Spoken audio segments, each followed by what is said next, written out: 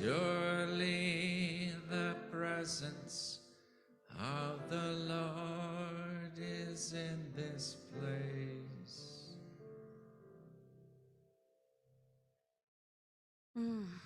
I invite you to close your eyes if you feel so inclined. If not, just find a space in the room that you can just do a gentle gaze. I invite you to take a deep breath in through your nose, and we're going to exhale through our mouth like breathing through a straw. Let's take our first breath.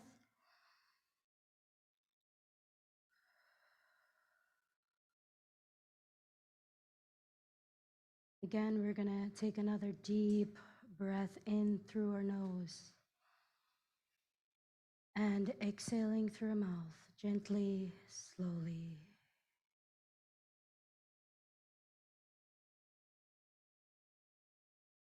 And let's take another third deep breath in.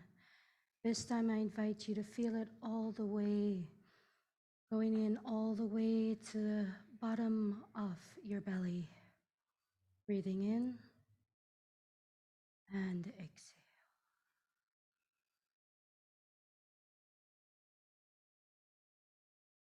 We know that in each and every moment, we get the opportunity to choose to be the Christ in expression, that Christ self that resides within us, our sweet, loving, peaceful, harmonious, divine nature. We breathe in this awareness and exhale.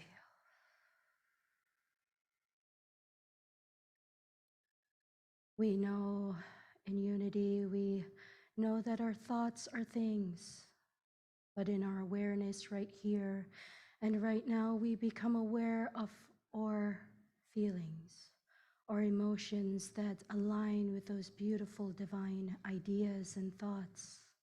Breathe in and exhale.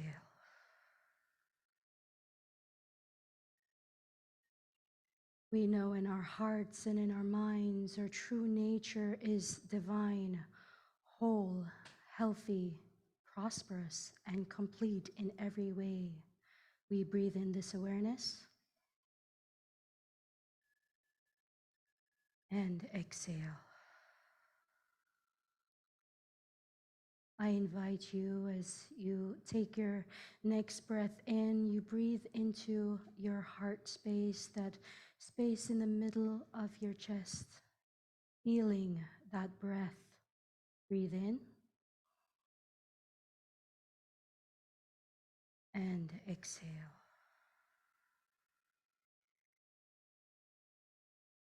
I invite you to become aware of your wholeness. Feel your body completely in this moment, knowing that you are whole in your own divinity. Breathing in this awareness and exhale. We give thanks for our alignment with the greater knowingness of God that resides within us, and we take this into the silence.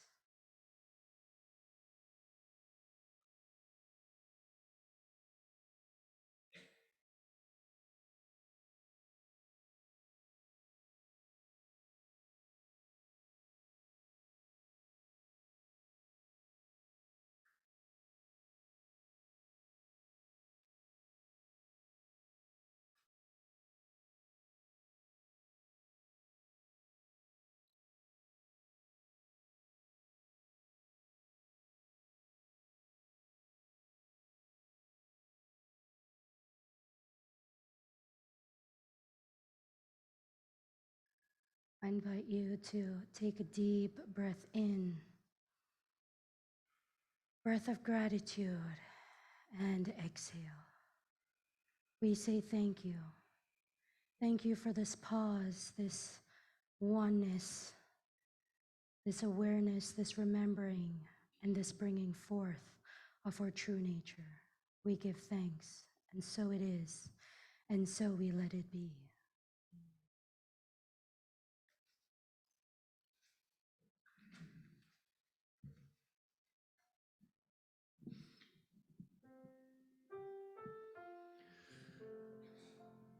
Our Father, which art in heaven, hallowed be thy name. Thy kingdom come, thy will be done, on earth as it is in heaven. Give us this day our daily bread, and forgive us our trespasses, as we forgive those who trespass against us. And lead us not into temptation, but deliver us from error. For the kingdom and the power and the glory are yours, now and forever. Amen.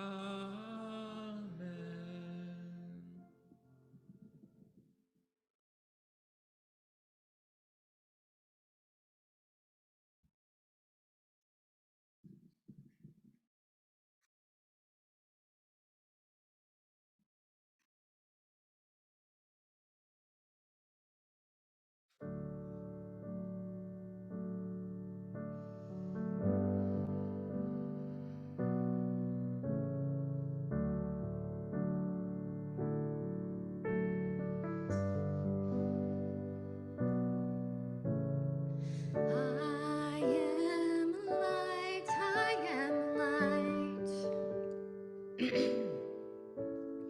I am a light, I am a light. I am a light, I am light. I am a light, I am light. I am not the things my family did. I am not the voices in my head. I am not the pieces of the brokenness inside. I am a light. I am light.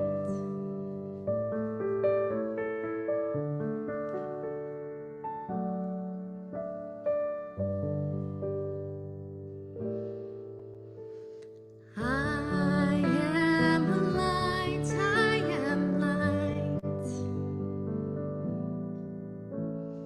I am a light. I am light. I am a light. I am light. I am not mistakes that I have made, or any of the things that cause me pain. I am not the pieces of the pain I left behind. I am light. I am light. I am light. I am light. I am light. I am light. I am light. I am light. I am not the color of my eyes. I am not the skin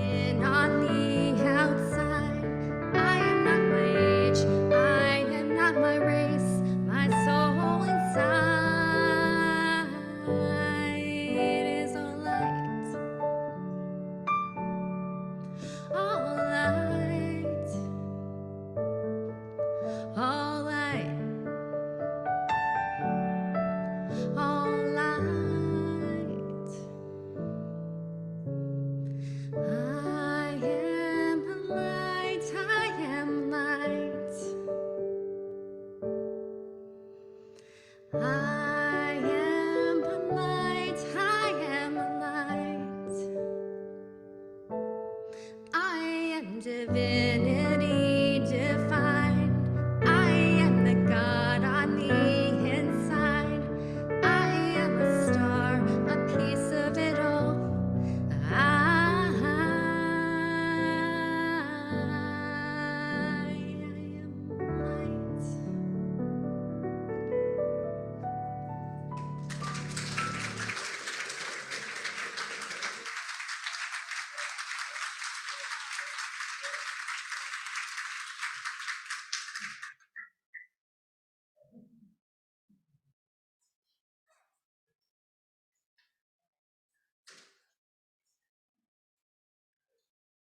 What a beautiful song. Thank you.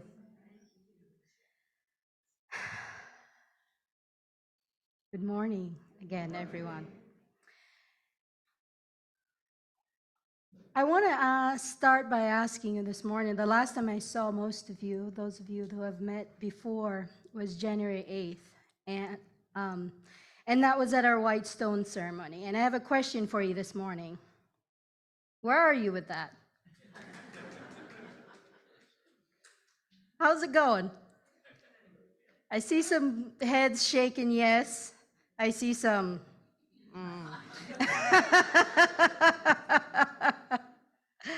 Is that okay for it to be? Sounds a little negative this morning, doesn't it? Kind of down. One of the things that I was looking at, something popped up for me recently, is in psychology, there's many motivational models. And it talks about when we have a goal or we have an idea, we go through the honeymoon phase to begin with. Who knows what that is?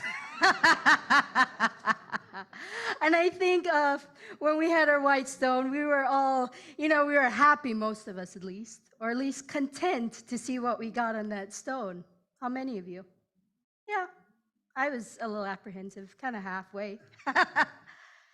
And the next phase is this plummet, where you go through this phase where, I don't know if I can do this. It's the worst. It's like, what was I thinking? And then after that, it kind of, I wouldn't say level out, but you go through those slips and you go through those surges. Anyone have ever experienced that when they've set a goal? You have at one moment, it's going good, right? You feel good about it. And it's going great, and I feel like, yeah, I can do this. But then there's like, oh, what was I thinking? It's like if you have an exercise routine. If you haven't exercised in a while and then you go and you do that, and then after one day workout, you feel great. The next time you're like, oh my God, I can't do this. I'm done. I'm exhausted. See, we go through that. And psychology tells us that's a normal pattern for us. The good thing about it is when we have those slips, the next time we have a slip, it's not as low. You've experienced that. We all have experienced that. So for those of you who said, yeah, my word's going great, give yourself a hand. You're doing good.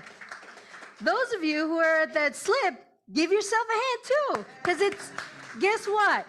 It too shall pass. It will pass. It's a human experience. It's a normal psychological pattern in our mind. It's normal. If you're still in the honeymoon phase, good for you. That's a long phase from that start. But what I want to point out to you is that in this psychological pattern, I like to look at that as our humanness. We're in our mind. We're thinking about this. We're experiencing. It isn't our Christ self. It isn't our divine nature. Our divine nature is saying, here are your words. This is who you are. This is what you're going to remember. This is who you really are. But then, of course, in our humanness, we go through that up and down. I like to think of it as a GPS. How many of you ever used your GPS? Yeah, I used it to get here this morning. See, there's two parts that you need in your GPS before you can use it. You get in your car, And what's the first thing? You're hopeful, right? You're hopeful that where you want to go, you're going to get there. And if it's somewhere you've never gone before, you're going to use your GPS. You're going to use that guidance system. And you need two things. The first thing you need is, where are you? It can't map where you're going to go if it doesn't know where you are. The second part of it, you got to put that in the GPS. The GPS usually tracks your location if you have it on, tells you where you are. Or if you're like me years ago, when I had to travel somewhere, I had to look it up on the computer in MapQuince and print it off. Now it's a lot easier. But where do we want to go? See, I believe when you got your new name at the White Stone Ceremony, that's where your consciousness, your Christ divine self wanted you to go. So where are you today? Are you in that slip or are you in that surge? It doesn't matter which it is. You're going to get there. Because your soul is always evolving. It's always seeking to express more life, more abundance. I want to tell you a story about a unity minister. I have a lot of favorite unity ministers, and I believe I just met another one today. Yes. Didn't know you were a unity minister. And her story is in 1952, she was diagnosed with an incurable disease. And she was going to die in 6 months. That's what the doctors told her. Now, if I got that diagnosis, I'd be freaking out. Would you? Yeah. Myrtle Fillmore had that experience that she was told she had an incurable disease. Now, this unity, she wasn't a unity minister at the time, and she decided to go from Chicago, where she was, and traveled to Unity Village. She wanted answers. Not only did she find answers for herself and was healed, she eventually went on to become a unity minister. Later on, she became the head of the Association of Unity Churches, which is now Unity Worldwide Ministries. She started the Universal Foundation for Better Living. Does anyone know who I'm referring to? Some of you shaking your head. The Reverend Dr. Johnny Coleman. And I think of her as using that idea of the GPS. She knew where she was. She was ill. But see, she wanted something better. Her higher self said, no, health is normal and natural. And she followed that GPS. She followed that instinct to go to Unity Village. She created something so beautiful. She left a legacy for many today. I never met her, but I can imagine what she must have done in 1952. There was a point in her history, and this was towards her last year of being an ordained minister. Her car broke down, and she was on her way to Unity Village for classes. It was raining, and eventually she got there, and she said she was going to quit. And if any of you ever watched her videos, in my mind, my part of making up the story, her story, is that she was frustrated. She was in that slip saying, hey, what's going on? She actually became the first African American to stay on Unity Village campus. Because of her, we have that legacy. She said, no, I quit. I'm not going to do this. You guys need to change this. She stood up because guess what? In her Christ self, she knew there was something better. She knew that we were all equal and we deserve equitable treatment. She recognized that. I think she used her GPS even then. She used that guidance system to say, hey, there's something better. One of the things that I recognized in her story as well, I see myself in many ways. What would I have done if I was in that situation? Would I have gotten frustrated? Would I have been angry? How about you? When I say to you, what's next? What I mean is, are we following that GPS, that next step? See, her next right step was to stood up for what she believed in, what unity teaches us. See, our second principle tells us we're of divine expression. Anyone remember that? Yes. Got to make sure you guys are still awake. I haven't put you to sleep yet. See, I think in our humanness, when we have those slips and surges, it's part of us. I know unity, we always talk about let's be positive, let's be happy. Yes, absolutely. But what happens when we're at that slip and we're in that discomfort? Unity is a way for us to use the tools to better our lives and to better the lives of those around us and our spiritual community. We talk about wholeness and unity, and I believe that truly our wholeness is embracing our humanity, embracing that human side of ourselves that say, I'm not feeling it today, and that's okay. There's a quote by Charles Fillmore, Unity's co-founder, that I found recently, and I fell in love with it. And it's from his lecture that he gave in 1913. And that lecture is called The Extension of the Senses. And he says, now through prayer, we come into the power of mastery, control, dominion, which belongs to every one of us. And that mastery is over our thoughts first. How many of you heard that before?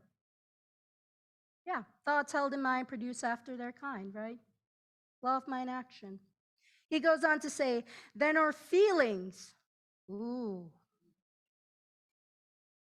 my favorite F word. Second one, my first one's faith. He says, then our feelings, and through the mastery of thought and feeling, the environment easily drops into obedience. How many of you have heard that before? Some of you. So if you get control of your mind, the thoughts of your mind and your emotions and your feelings, why everything ought to come easily. Does it come easy for you when you're in a good mood? Yeah. I can think of something when I'm in, the idea just comes in my mind. I'm in a good mood, like I'm driving on the way here. And one of the things I love to do, I love to drive actually. So I don't mind visiting you. You're such a beautiful congregation. I love listening to music. And it puts me in a good mood. You know, people are cutting you off, driving. I'm over here having a good time, enjoying the drive, and I'm enjoying the music. I'm feeling good. And I can have an idea, and it comes to me, and whoop, it happens later on, very quickly.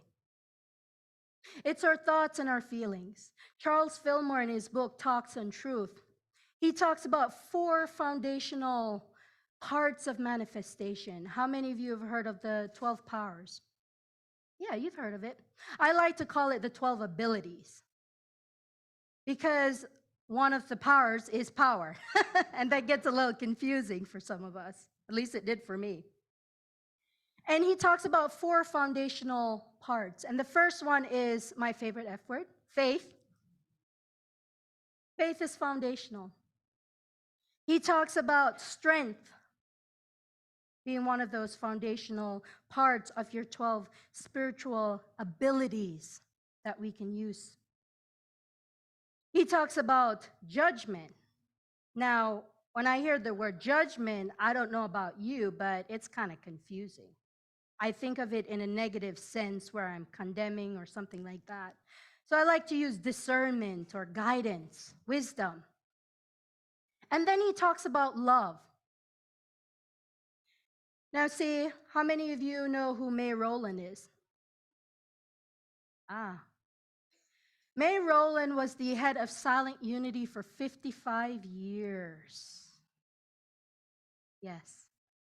I had no idea who she was. I work for Silent Unity now, and I had a coworker told a story about her, and I was like, man, I gotta look her up. And wow, the wealth of wisdom. If you ever want to know more about our Unity leaders of the past and even present, and it's on truthunity.net. It's a very useful, very helpful site for those of you who don't know. And she, being the head of Silent Unity for that long, you think she would have gained a lot of deep wisdom. She did. She had a very interesting way of defining the 12 powers and how to use them. See, she decided, I don't know how this came to her, if she got this from Charles Fillmore or Myrtle Fillmore, but she aligns these 12 abilities with our feelings. Have anyone ever heard that? Those of you who know about the 12 abilities or powers? I never heard of it till I read this. And I thought it was the most genius idea. What a divine idea that you can align yourself easily. And the first one from Charles Fillmore, he talks about faith. And she aligns faith with hope. How many of you have had that hopeful feeling that something good's gonna happen? I'm gonna have an awesome day today. See, I believe hope and belief or inner knowingness. We can have that expression, that feeling right now. How many of you hope that you're gonna have a great rest of your day? Oh, come on. What happened to everybody else? No? That's okay. You're just at that slip. That's okay. The next one she talks about is strength. Charles Fillmore talks about strength, and she associated this with peace or serenity. I like to go for a little hike, not really a hike, according to most hikers. It's like a 3-mile walk in the woods, 3 to 6 miles on a good day. And when I'm in nature, I feel completely at peace. Just walking outside, just taking in that fresh air, the sunshine, I feel at peace. And we can all experience that. Some of us do it in meditation, whatever it is that works for you to connect to that feeling. And the next one I found was very interesting. She associated wisdom, or as it was traditionally called, judgment, with gratitude. That's an interesting one for me. When I read it, I was a little curious why wisdom was gratitude. But when I really thought about it, when we feel gratitude for something that has not already happened, whatever it is that we have that expectation of, when I feel grateful for what I already have and even that expectation and what has passed as well, that is wisdom, isn't it? It's that knowingness. And the next one is love. And we've all experienced that at one point or another. I invite you right now to close your eyes and think of someone or something that you love.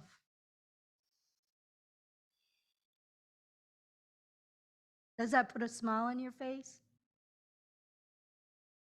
Allow yourself to feel that completely.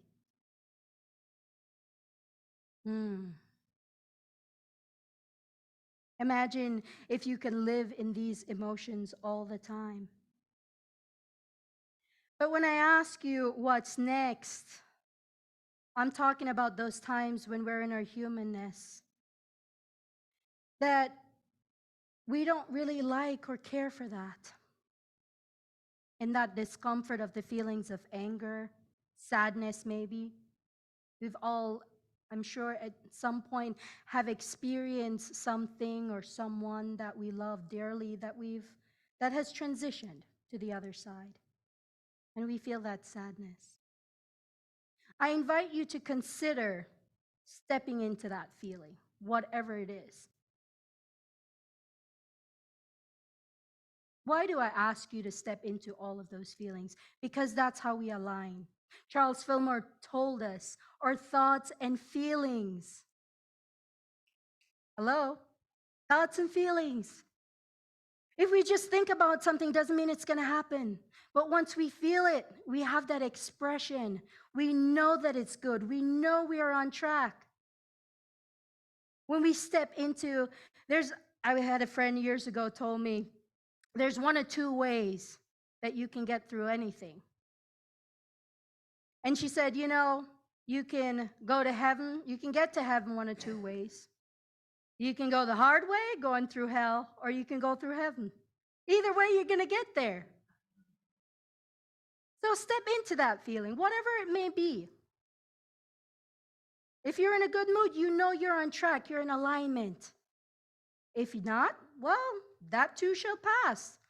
Let me just feel it completely, and I guarantee you, and I wouldn't suggest this if I hadn't done it. I used to think when I was a little kid, I used to say when I was growing up, I don't want to feel anything, I want to be a robot. Because I didn't understand my feelings. I didn't know there were a feedback mechanism for me to get into alignment. But I guarantee you that over the years I've worked on it. And the second I step into whatever that feeling is, that discomfortable, or we call them negative feelings, but they're not, they just are. Once we step into it, I guarantee it passes quicker than resisting it. Anything we resist is going to come right back. So just look at it and say, shed some light on it. Shed that Christ consciousness, that divine of you on that feeling, on that slip feeling that you're having. Because it'll pass. It'll pass really quickly. Because you're the Christ in expression right here, right now, in each and every moment. And once you step in and say, I'm in my humanness. Let me look at it. What is it trying to tell me? What is it trying to tell me? It's like that GPS going off. Ding, something's not right. You're going the wrong way. Make a U-turn. That's what all it is a feedback. When I think of the Reverend Dr. Johnny Coleman, I think of her getting that diagnosis as a feedback to say, nope, there's more for you to do. Thank God she listened. So it's just a feedback. And I want to leave you with this quote from May Rowland. She says, some of us talk about the presence of God, but many times we do not get into the feeling of this great transcendent power. We need to practice being still, not so much to think about the presence of God, but actually to feel it. God bless you.